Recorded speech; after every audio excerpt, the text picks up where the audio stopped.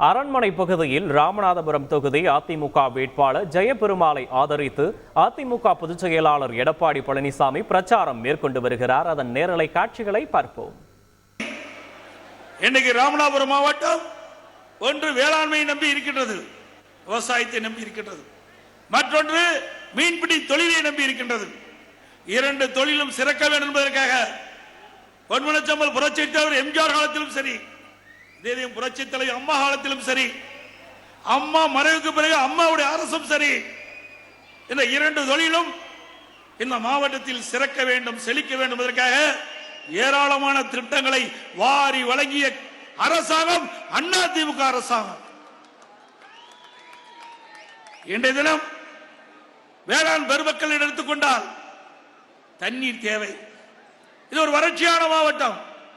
மழையை நம்பி இன்றைக்கு வேளாண் பணியில் ஈடுபட்டுகின்ற மாவட்டம்.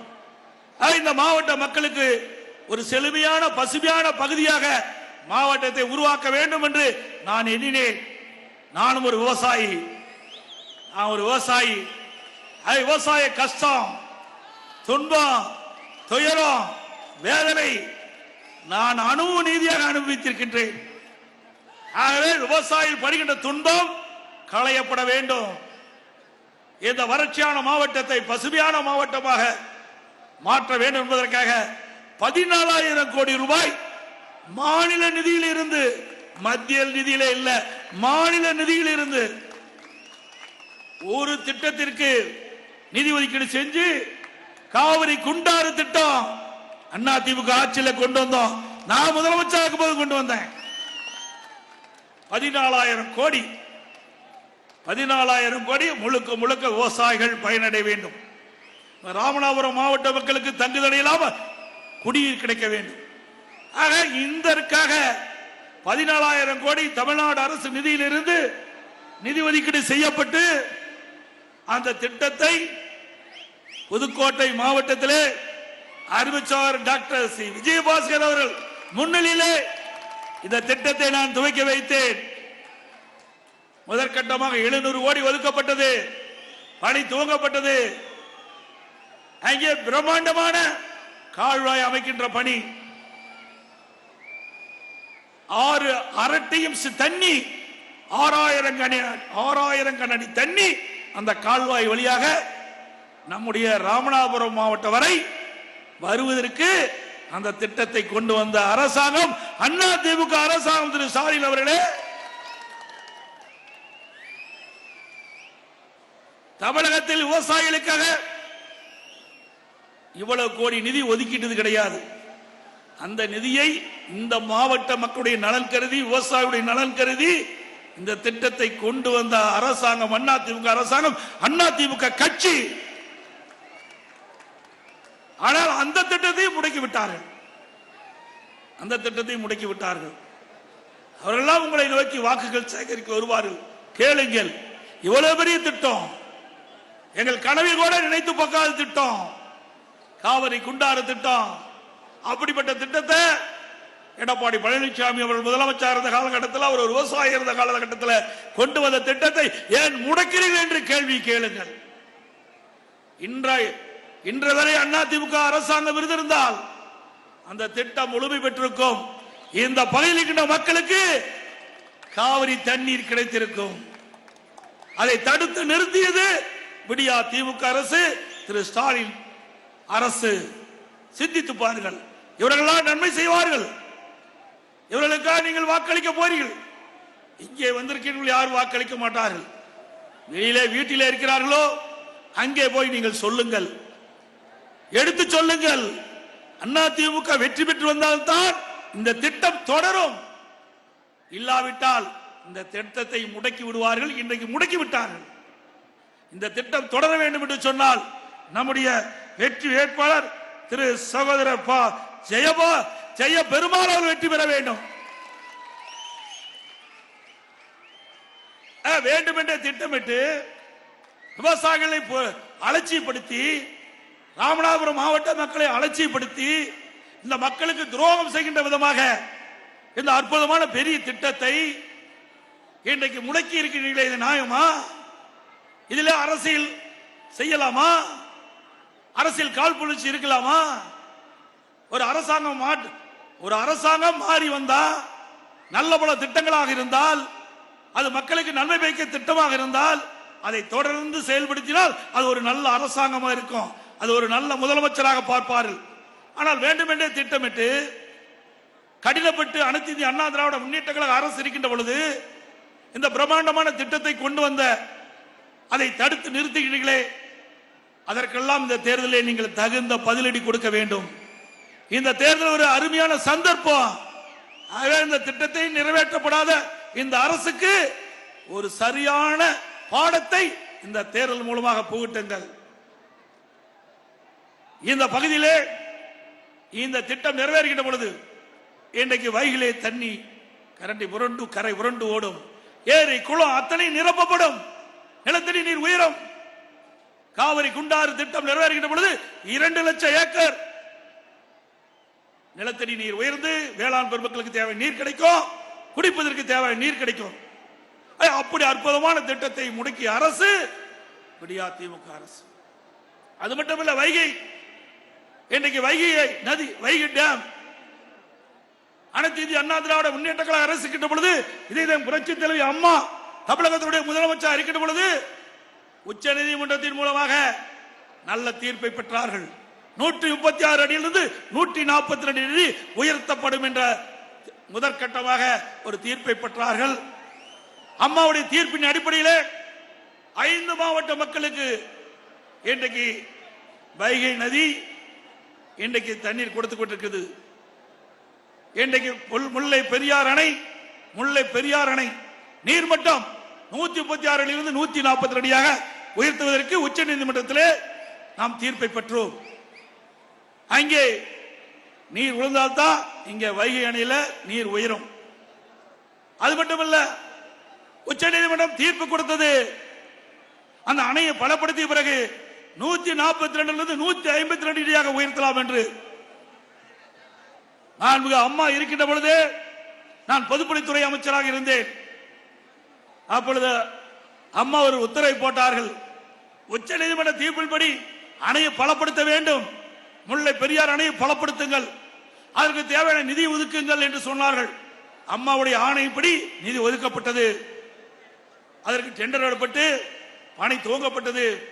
ஆனால் கேரள அரசாங்கம் அந்த முல்லை பெரியார் அணையின் ஓர பகுதியில் இருந்த மரங்கள் வெட்டுகின்ற பொழுது நம் அதிகாரிகள் மீது வழக்கு போட்டு வழக்கு நடைபெற்றுக் கொண்டிருக்கிறது. அதையும் தடுத்து நிறுத்தினார்கள். நாம் நீதிமன்றம் சென்றோம்.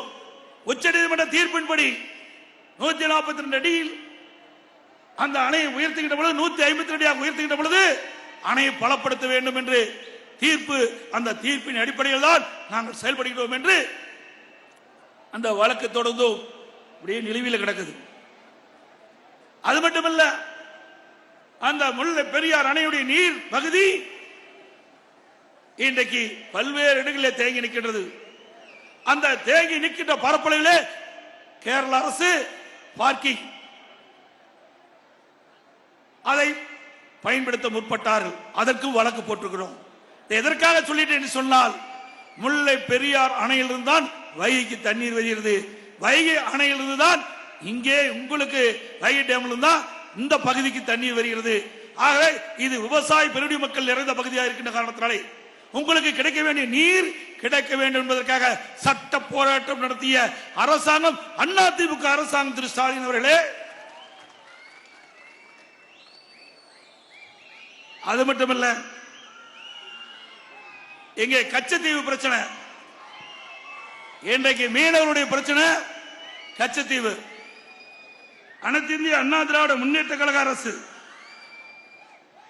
இருக்கின்ற பொழுது இதே புரட்சி தலைவர் அம்மா தொடர்ந்து வலியுறுத்தினார்கள். மீனவ சமுதாய மக்களுடைய கோரிக்கையின் அடிப்படையிலே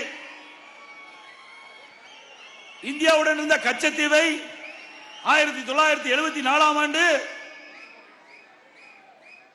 மத்தியிலே காங்கிரஸ் ஆட்சி, தமிழகத்திலே திரு கருணாநிதி அவர்களது தலைமையிலே திமுக ஆட்சி. அந்த காலகட்டத்திலே மத்திய அரசு கச்சத்தீவை இலங்கைக்கு தாரை வார்த்தது. அப்பொழுதே தமிழ்நாட்டு மக்கள் எதிர்ப்பை கிளம்பினார்கள். அன்றைக்கு தமிழகத்தை ஆண்ட திராவிட முன்னேற்ற கழகத்தைச் சேர்ந்த முதலமைச்சர் அதை கண்டுகொள்ளவில்லை. இதனால் மீனவ மக்கள் கடும் பாதிப்புக்குள்ளாக இருக்கின்றார்கள். நம்முடைய மீனவ நண்பர்கள் அந்த பகுதியிலே மீன் பிடித்துக் கொண்டிருந்தார்கள். அதுவும் இழந்து விட்டார்கள். அந்த கச்சத்தீவிலே ஓய்வு எடுக்கவும் மலைகளை உலரவிடவும் அதை பயன்படுத்தி வந்தார்கள். இந்த கச்சத்தீவை இந்திய அரசு இலங்கைக்கு தாரை வார்த்த காரணத்தினாலே நமக்கு அந்த உரிமை பறிபோய்விட்டது. இதனால் மீனவ மக்கள் கடுமையாக பாதிக்கப்பட்டுக் கொண்டிருக்கிறார்கள். இன்றைக்கு நம்முடைய மீனவ நண்பர்கள் மீன் பிடிக்க செல்கின்ற பொழுது இலங்கை கடற்படைகள் அவ்வப்போது அவர்கள் கைது செய்யப்பட்டு சிறைப்பிடிப்பது தொடர்ந்து வாடிக்கையாக இருந்து கொண்டிருக்கிறது. அது மட்டுமல்ல, நம்முடைய மீனவருடைய உடைமைகளை சேதப்படுத்துகிறார்கள், வலைகளை சேதப்படுத்துகிறார்கள். அவள் பிடித்த மீனை கடலை கொட்டி அவர்களை நஷ்டத்துக்கு ஆளாக்கின்றார்கள். இந்த நிலையெல்லாம் மாற வேண்டும் என்று சொன்னால் மீண்டும் கச்சத்தீவை இந்தியாவுடன் இணைக்கப்பட வேண்டும். அப்படி இணைத்தால்தான் நம்முடைய மீனவ மக்களுடைய துன்பங்கள் அகலும். அதற்காக இதே புரட்சி தலைவி அம்மா அவர்கள் 2008ஆம் ஆண்டே அம்மாவை முன்வந்து உச்ச நீதிமன்றத்திலே வழக்கு தொடர்ந்தார்கள். இந்த கச்சத்தீவு இந்திய பாராளுமன்றத்தினுடைய அனுமதி பெறாமல் கச்சத்தீவை இலங்கைக்கு தாரை வார்த்தது தவறு என்று அதை மத்திய அரசு திருப்பப்பட வேண்டும் என்று உச்ச நீதிமன்றத்திலே 2008ஆம் ஆண்டு வழக்கு தொடர்ந்தவர் நம்முடைய இதய புரட்சி தலைவி அம்மா திரு ஸ்டாலின் அவர்களே. அது மட்டுமல்ல, 2011ஆம் ஆண்டு வருவாய் ஆவணங்களில் கச்சத்தீவின் நிலப்பகுதி ராமநாதபுரம் சமஸ்தானத்தில் இருப்பதால் வருவாய்த்துறையும் அந்த வழக்கில் சேர்த்துக் கொள்ளப்பட்டது. அதற்கு பிறகு 2014ஆம் ஆண்டு பாரதிய ஜனதா கட்சியுடைய அரசு மத்தியிலே அமைந்தது. அப்பொழுது இதே புரட்சி தலைவி அம்மா அவர்கள் கச்சத்தீவை இந்தியாவுடன் இணைக்கப்பட வேண்டும், அது மீனவருடைய பிரச்சனையாக இருந்து கொண்டிருக்கின்றது, மீனவருடைய நலன் கருதி இந்த கச்சத்தீவை இந்தியாவுடன் இணைப்பதற்கு நீங்கள் நடவடிக்கை மேற்கொள்ள வேண்டும் என்று கடிதம் எழுதினார்கள் பாரத பிரதமர் திரு மோடி அவர்களுக்கு. பிறகு இதே புரட்சி தலைவி அம்மா அவர்கள் நேரடியாக பாரத பிரதமர் திரு மோடி அவர்களை சந்தித்து மீனவருடைய கோரிக்கையை நேரடியாக பேசினார்கள். அவர்கள் 10 ஆண்டு காலம் கிடைப்பிலே போட்டு விட்டார்கள். 10 ஆண்டு காலம் கழித்து இப்பொழுது தேர்தல் வந்துவிட்டது. மீனவருடைய வாக்கு அவர்களுக்கு தேவை. அதற்காக பாரதிய ஜனதா கட்சி சேர்ந்தவர்கள் இன்றைய தினம் கச்சத்தீவை ஒரு பிரச்சனையாக எடுத்துக்கொண்டு பேசிக் கொண்டிருக்கின்றார்கள். இந்த கச்சத்தீவை பொறுத்தவரைக்கும் அதை மீட்பதற்கு அனைத்து இந்திய அண்ணா திராவிட முன்னேற்ற கழகத்திற்கு தான் தகுதி இருக்கின்றது என்பதை நேரத்தில் தெரிவிக்க விரும்புகிறேன். ஆரம்பத்திலிருந்து இன்று வரை இந்த கச்சத்தீவை மீட்பதற்கு இந்தியாவுடன் இணைப்பதற்கு தொடர்ந்து போராடி வருகின்ற ஒரே கட்சி அனைத்து இந்திய அண்ணா திராவிட முன்னேற்ற கழக கட்சி. திரு ஸ்டாலின் அவர்களே, திமுகவும் இல்ல காங்கிரசும் இல்ல, ரெண்டும் கச்சத்தீவை இலங்கைக்கு தாரை வார்த்த கொடுத்த கட்சி காங்கிரசும் திமுகவும். இன்றைக்கு 10 ஆண்டு காலம் மீனவர்கள் படுகின்ற துன்பத்தை கண்டு காணாமல் இருந்த கட்சி பாரதிய ஜனதா கட்சி. அனைத்து இந்திய அண்ணா திராவிட முன்னேற்ற கழகம் ஒன்றுதான் தொடர்ந்து மீனவர்களுடைய கஷ்டங்களை, துன்பங்களை, துயரங்களை, வேதனைகளை, அவள் படுகின்ற இன்னல்களை ஒவ்வொரு முறையும் மத்தியிலே ஆளுகின்ற அரசுக்கு இன்றைக்கு உணர்த்தி இந்த மீனவர்களுக்கு விடுவு காலம் பிறக்க வேண்டும் என்று கோரிக்கை வைக்கின்ற ஒரே கட்சி அதிமுக கட்சி. இப்பொழுது அந்த பிரச்சனையை பாரதிய ஜனதா எடுத்திருக்கின்றது. இனியாவது உச்ச நீதிமன்றத்திலே அனைத்து இந்திய அண்ணா திராவிட முன்னேற்ற கழகம் போட்ட வழக்குக்கு பதில் அபிடவிட் போடுங்க. அந்த பதில் அபிடவிட்ல இலங்கைக்கு ஒப்பந்தம் போட்ட கச்சத்தீவை மீண்டும் மறுபரிசீலனை செய்வோம் என்று, ஒப்பந்தத்தை மீண்டும் மறுபரிசீலனை செய்வோம் என்று பதில் மனு போடுங்க. இப்போது போடுங்க. அந்த மீனவர்களை இப்போது காப்பாத்துங்க. ஆக அனைத்து இந்திய அண்ணா திராவிட முன்னேற்ற கழகத்தை பொறுத்த வரைக்கும் மீனவர்களுக்காக தொடர்ந்து குரல் கொடுக்கின்ற கட்சி அதிமுக கட்சி, அதிமுக அரசாங்கம்.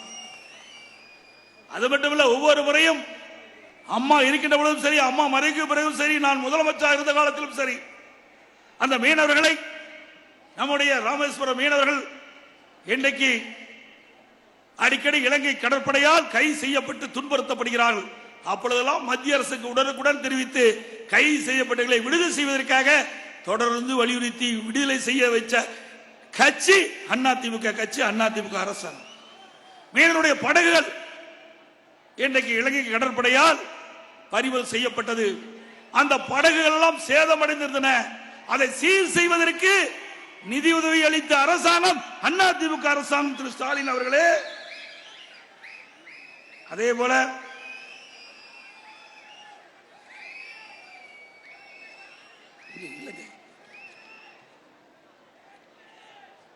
மீனவர்களுக்காக அனைத்து இந்திய அண்ணா திராவிட முன்னேற்ற கழகம் அரசு பல்வேறு நன்மைகளை செய்தது.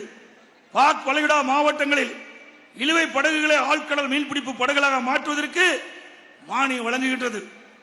பாக் வளைகுடா பகுதியில் உள்ள இழுவை படகுகளுக்கு மாற்றாக ஆழ்கடல் சூறை மீன்பிடி படகுகளை கட்டுவதற்கு மத்திய மற்றும் மாநில அரசு ஒரு படகின் விலை 80 லட்சம் ரூபாய், அதுல 70 விழுக்காடு மானியம் வழங்கி செயல்படுத்தியது. ஒரு படகின் விலை 80 லட்சம் என்று வைத்துக் கொண்டால் 50 விழுக்காடு அரசின் மானியம், மீதி ஒரு பகுதி மாநில அரசு மானியம். மற்றொன்று, அந்த படகு வாங்குகின்றவர்கள் முதலீடு போட வேண்டும், எஞ்சியது கடனாக வங்கி கொடுக்கின்றது. அப்படி அற்புதமான திட்டத்தை கொண்டு வந்து 500 படகுகள் இந்த மீனவர் மக்களுக்காக வழங்கப்பட்ட அரசாங்கம் அதிமுக அரசாங்கம். அதற்காக 286 கோடி அதிமுகவும் மத்திய அரசும் இந்த மீனவருடைய நலன் காக்கப்பட்டது என்பதை நேரத்தில் சுட்டிக்காட்டுகின்றேன். 286 கோடியில 500 படகுகள் மீனவர்களுக்காக கொடுக்கப்பட்ட அரசாங்கம் அதிமுக அரசாங்கம். அதற்காக பாடுபட்ட அரசாங்கம் அதிமுக அரசாங்கம். அது மட்டுமல்ல, இன்றைக்கு மீனவர்களை சேர்ந்த மீனவ இனத்தைச் சேர்ந்தவர்கள் அந்த மீனவ மக்களுடைய குரலை நாடாளுமன்றத்தில் ஒலிக்க வேண்டும் என்பதற்காக அனைத்து இந்திய அண்ணா திராவிட முன்னேற்ற கழகத்திலே இன்றைக்கு பாண்டிச்சேரி உட்பட 40 நாடாளுமன்ற இருக்கின்றார்கள். அதிலே தென்சென்னை நாடாளுமன்ற ஏற்கனவே எம்பி ஜெயவர்தன் ஒரு மீனவர் சமுதாயத்தைச் சேர்ந்தவர். கன்னியாகுமரி அங்கே இருக்கின்ற நம்முடைய வேட்பாளர், இப்பொழுது கன்னியாகுமரியில் போட்டியிடும் நாடாளுமன்ற வேட்பாளர் பசலியான், அவரும் மீனவர் இனத்தைச் சேர்ந்தவர். பாண்டிச்சேரியில் போட்டியிடுகின்ற நம்முடைய வெற்றி வேட்பாளர் தமிழ்வேந்தர், அவரும் மீனவ இனத்தைச் சேர்ந்தவர். இதுவரை எந்த ஒரு கட்சியும் 3 நாடாளுமன்ற வேட்பாளரை நாடாளுமன்ற கட்சிக்காக நிறுத்தப்பட்டது கிடையாது. ஆக அனைத்து இந்திய அண்ணா திராவிட முன்னேற்ற கழகம் ஒன்றுதான் 3 நாடாளுமன்ற தொகுதியிலே மீனவ சமுதாய நண்பர்களை வேட்பாளராக நாங்கள் நிறுத்தப்பட்டிருக்கின்றோம். இவர் வெற்றி பெற்று வருகின்ற பொழுது மீனவர்கள் படுகின்ற பாடு துன்பங்கள் அத்தனையும் உங்களுடைய குரலை நாடாளுமன்றத்திலே ஒலிப்பார்கள். நம்முடைய வெற்றி வேட்பாளர் இங்கே இருக்கின்ற மீனவருடைய பிரச்சனை அவரோடு சேர்ந்து குரல் கொடுப்பார் என்பதை நேரத்தில் சுட்டிக்காட்ட விளைகின்றேன். அது மட்டுமல்ல, இன்றைய தினம் அனைத்து இந்திய அண்ணா திராவிட முன்னேற்ற கழக ஆட்சி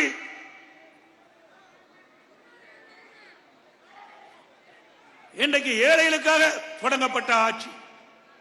அனைத்து இந்திய அண்ணா திராவிட முன்னேற்ற கழகத்தில் விவசாய தொழிலாளி மீனவர்கள் மீன்பிடி தொழில் ஈடுபட்டுள்ளவர்களுக்கு வீடுகள் கட்டி கொடுத்தோம், பசுமை வீடுகளை கொடுத்தோம், அதையும் நிறுத்தப்பட்டு விட்டார்கள். இந்த விடியா திமுக அரசு அது நிறுத்தப்பட்டு விட்டது. பாரத பிரதமர் வீடு கட்டு திட்டம் அதுவும் இன்னைக்கு நிறுத்துகின்ற சூழ்நிலைக்கு தள்ளப்பட்டு விட்டது. ஏழைகளுக்கு இன்றைக்கு வீடு கட்டுகின்ற சூழ்நிலை இன்றைக்கு இந்த ஆட்சியில் கைவிடப்பட்டது. அனைத்து இந்திய அண்ணா திராவிட முன்னேற்ற கழகம் வெற்றி வேட்பாளர் வெற்றி பெற்று வருகின்ற பொழுது 2026 உங்களுடைய மிகப்பெரிய ஆதரவோடு அண்ணா திமுக ஆட்சி மலரும். அந்த விவசாய தொழிலாளி ஏழைகளுக்கு பசு வீடுகள் கட்டித்தரப்படும். பிரதமர் வீடு கட்டி திட்டத்தின் மூலமாக நாடாளுமன்றத்தில் குரல் கொடுத்து மீண்டும் அந்த திட்டம் துவங்குவதற்கான நடவடிக்கை அண்ணா திமுக எடுக்கும். அதே போல அனைத்து இந்திய அண்ணா திராவிட முன்னேற்ற கழக அரசுக்கு போது நான் முதலமைச்சர் இருந்த காலகட்டத்திலே இது ஒரு வறட்சியான மாவட்டம், ஏழை மக்கள் நிறைந்த மாவட்டம், தொழிலாளி நிறைந்த மாவட்டம். இந்த மாவட்டத்தினுடைய கோரிக்கை, எங்களுடைய சட்டமன்ற உறுப்பினருடைய கோரிக்கை, நான் முதலமைச்சர் அந்த காலகட்டத்தில் இந்த மாவட்டத்திற்கு மருத்துவக் கல்லூரி மருத்துவமனை கொடுத்தேன். மருத்துவக் கல்லூரி மருத்துவமனை கொடுத்தேன். பிரமாண்டமான மருத்துவக் கல்லூரி, பிரமாண்டமான மருத்துவமனை. இன்னைக்கு அப்போலோவில் என்ன அறுவை சிகிச்சை செய்கிறார்களோ அதே அறுவை சிகிச்சை ராமநாதபுரத்தில் இருக்கின்ற மருத்துவக் கல்லூரி மருத்துவமனையில் இன்றைக்கு செயல்படுத்துறாங்க. இப்படி ஏழை மக்கள் நிறைந்த பகுதியிலே அனைத்து இந்திய அண்ணா திராவிட முன்னேற்ற கழக அரசு நான் முதலமைச்சர் இருந்த காலத்தில் 400 கோடியில இந்த திட்டத்தை கொண்டு வந்து நிறைவேற்றி உங்களுக்காக, ஏழைகளுக்காக, இந்த விவசாயிகளுக்காக நல்ல அற்புதமான மருத்துவமனை கொடுத்த அரசாங்கம் அதிமுக அரசாங்கம். இப்படி ஒரு திட்டமாவது திமுக ஆட்சியில் கொண்டு வந்திருக்காங்களா? ஒரே ஆண்டில் 11 அரசு மருத்துவக் கல்லூரி மருத்துவமனை கொண்டு வந்து வரலாற்று சாதனை படைத்தோம் நாங்கள். ஆட்சி பொறுப்பேற்று 3 ஆண்டு காலம் ஆகிறது. 3 ஆண்டு காலத்தில் ஒரு மருத்துவக் கல்லூரி மருத்துவமனை கொண்டு வந்திருக்கீங்களா? இல்ல. நீங்க வெற்றி பெற்று என்ன செய்ய போறீங்க நாட்டு மக்களுக்கு? ஆகவேதான் அனைத்து இந்திய அண்ணா திராவிட முன்னேற்ற கழகம் வெற்றி பெற்றால் தான் மக்கள் என்னப்படி செயல்படுத்த முடியும், மக்களுக்கு தேவையான திட்டங்கள் கிடைக்கும். அதனால மக்கள் நன்மை பெறுவார்கள். அது மட்டுமல்ல, இந்த மாவட்ட மக்களுடைய கோரிக்கை, அப்பொழுது இருந்த எங்களுடைய அனைத்து இந்திய அண்ணா திராவிட முன்னேற்ற கழக சட்டமன்ற உறுப்பினர்கள் முன்னோடிகள் இங்கே ஒரு சட்டக்கல்லூரி வேண்டும் என்று கேட்டார்கள்.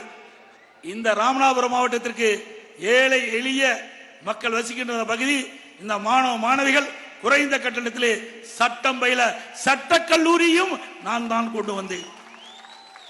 மருத்துவக் கல்லூரி மருத்துவக் கல்லூரி மருத்துவமனையும் நாங்க தான் கொண்டாந்தோம், சட்டக்கல்லூரி நாங்க தான் கொண்டாந்தோம். அதனால ஏழை எளிய அடித்தட்டிலே வாழ்கிறவர்கள் குறைந்த கட்டணத்திலே சட்டம் பயிரலாம். இந்த கட்சியில திராவிட முன்னேற்ற கழகம் ஆட்சிக்கு வந்து 3 ஆண்டு காலம் ஆகிறது. ராமநாதபுரம் மாவட்டத்திற்கு ஒரு பெரிய திட்டமாவது கொண்டு வந்திருக்காங்களா? எதை வைத்து உங்களை சந்தித்து வாக்கு சேகரிக்க போறாங்க? சிந்திச்சு பாருங்க. நான் தேர்தல் நேரத்திலே எங்களுக்கு வாக்களிப்பதற்காக உங்களை நான் கேட்கவில்லை. நீங்கள் தராசில எடை போட்டு பாருங்கள். அனைத்து இந்திய அண்ணா திராவிட முன்னேற்ற கழக ஆட்சியிலே இந்த ராமநாதபுரம் மாவட்ட மக்களுக்கு என்னென்ன திட்டங்களை நாங்கள் கொண்டு வந்தோம், திராவிட முன்னேற்ற கழகம் ஆட்சிக்கு வந்த பிறகு என்னென்ன திட்டங்களை கொண்டு வந்தோம் என்பதை தராசில எடை போட்டு உங்களுக்கு எது சரி என்று தோன்றுகிறதோ அதற்கு தீர்ப்பளியுங்கள். திரு ஸ்டாலினை போல எல்லா தேர்தல் பிரச்சார கூட்டத்திலையும் அண்ணா திமுக விமர்சிப்பார், என்னை விமர்சிப்பார், கொண்டு வந்த திட்டத்தை பேச மாட்டார். கொண்டு வந்ததான பேசுறதுக்கு ஒண்ணுமே இல்லையா? அவருடைய ஆட்சியில கொள்ளையடித்து தானே மிச்சம். 3 ஆண்டு காலம் என்ன செஞ்சாங்க? ஒரு நிதியமைச்சர் சொன்னார், எல்லா ஆடியோலையும் நீங்க பார்த்திருப்பீங்க, எல்லாருக்கும் தெரியும், தெரிஞ்ச விஷயத்தை நான் சொல்றேன். திரு சபரீஸ்வரன், திரு ஸ்டாலினுடைய மருமகன், உதயநிதி ஸ்டாலின் திரு ஸ்டாலினுடைய மகன், திரு சபரீசன், திரு உதயநிதி ஸ்டாலின் இருவரும் 2 ஆண்டு காலத்தில் 30,000 கோடி ஊழல் செய்து அந்த பணத்தை என்ன செய்வது என்று தெரியாமல் தடுமாறிக் கொண்டிருக்கிறார் என்று ஆடியோவில் பேசுறார். யாரு? திமுக அமைச்சரவையில் இருக்கின்ற ஒரு நிதி அமைச்சர் பேசுறார். சாதாரண ஆள் பேசலீங்க, எதிர்கட்சி சேர்ந்தவர் பேசல. திமுக அமைச்சரவையில் அங்கம் வைக்கின்ற ஒரு நபரே, அது படித்தவர், விவரம் தெரிந்தவர், அவரே இப்படிப்பட்ட கருத்தை சொல்லுகின்ற பொழுது மக்கள் சிந்திக்கிறாங்க. அதான் பெரிய சந்தேகம் ஏற்படுது. அண்மையில ஸ்பெயின் நாட்டிற்கு சென்றார், துபாய் நாட்டுக்கு சென்றார், தொழில் முதலீட்டு ஈர்ப்பதற்கு என்று சொன்னார். தொழில் முதலீட்டு ஈர்க்கல்ல, ஏற்கனவே 30,000 கோடி உருண்டு பிறண்டு கொண்டிருக்கின்றது, தடுமாறி கொண்டிருக்கிறது 30,000 கோடி, அதை முதலீடு செய்ய போகிறார் என்று மக்கள் சந்தேகப்படுகிறார்கள்.